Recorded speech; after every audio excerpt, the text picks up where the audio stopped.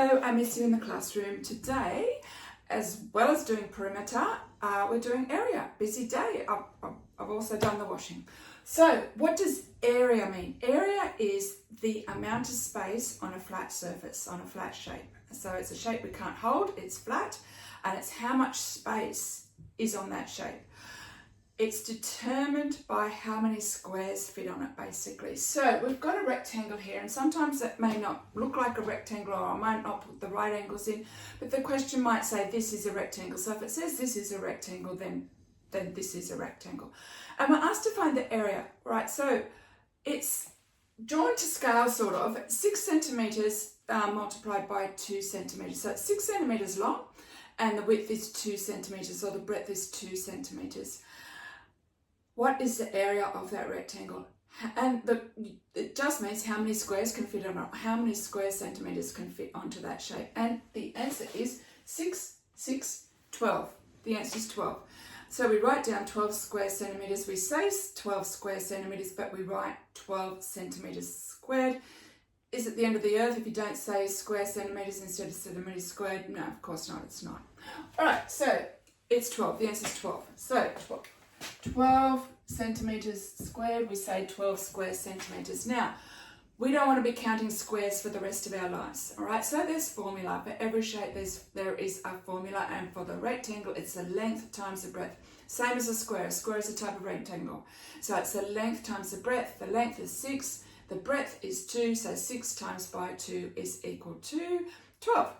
This one, it's another rectangle. You just know because I'm telling you it's a rectangle, all right? So we've got two sides there the same, and the opposite sides are also the same, but they're smaller.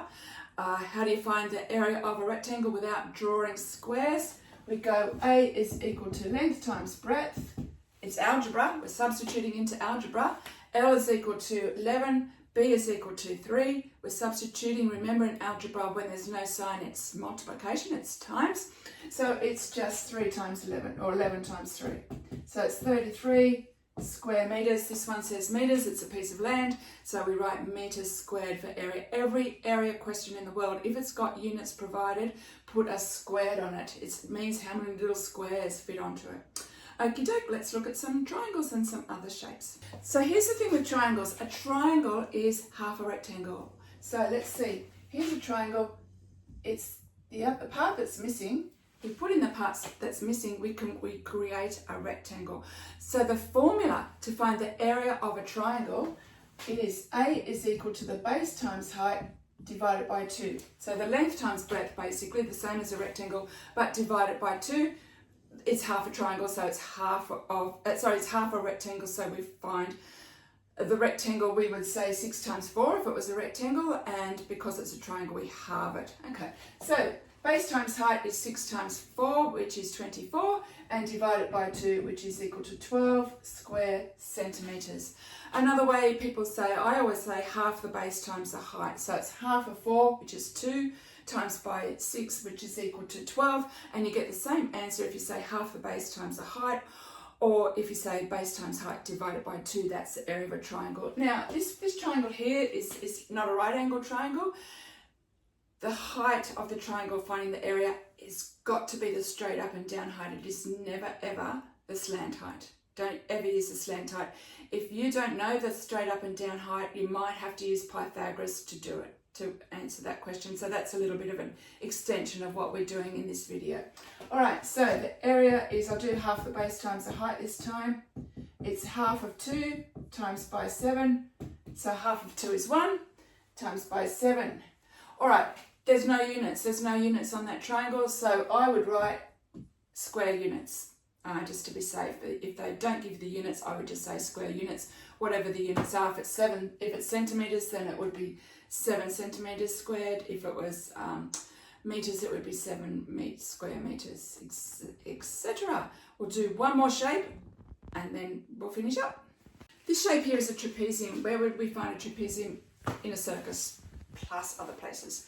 Now, it's a trapezium, and it has its own formula to find the area of the trapezium. The formula is half the height times A plus B, and A plus B, A and B are the parallel sides of the trapezium. So this is A and this is B. Doesn't matter which one's A or which one's B.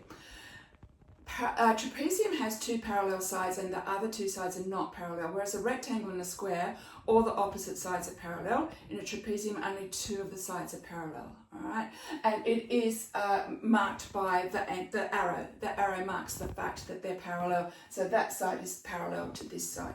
Okay, half the height. The height is 10. It's got to be the straight up and down height. It's never the slant height. The height is 10, so half the height is 5.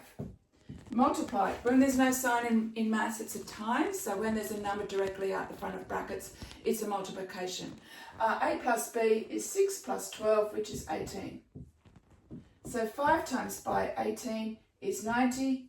And don't forget to write square centimetres at the end. Now, guys, there's so many shapes in the world. There's parallelograms, there's rhombus, there's kites, there's circles. I'm not going to go through them all. They're in your textbook. The formula for each one is a different formula. Whether or not you have to memorize the formula or whether they're going to be given to you in exams, you just need to check with your teacher before the exam. And the teacher will probably outline what formulas are given or whether the formulas are given. But each shape has a different formula. I like to put something at the end of each video, so here it is today. There is a shortage of teachers.